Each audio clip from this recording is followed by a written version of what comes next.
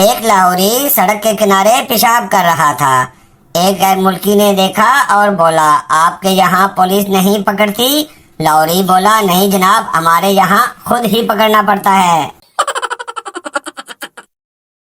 तीन लड़कियां रक्शे पर कॉलेज जा रही थीं।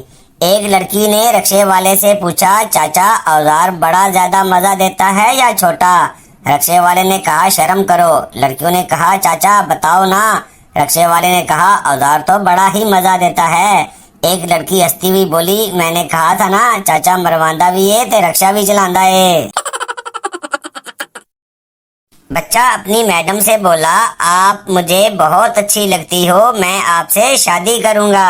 मैडम गुस्से से बोली, मुझे बच्चों से नफरत है। बच्चा बोला, मैडम हम कोशिश करेंगे कि बच्चे ना हों।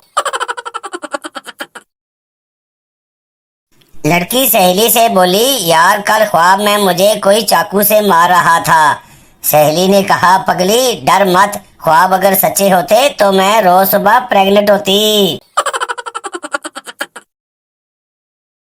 लड़का अपने बाप से बोला, आज मैंने पहली बार सेक्स किया है। बाप ने कहा, वाह हमारा बेटा तो जवान हो गया है, इसी खुशी में पार्टी करते हैं। बेटा बोला, आज नहीं कल करते हैं, आज मेरे पिछवाड़े में बहुत दर्द है।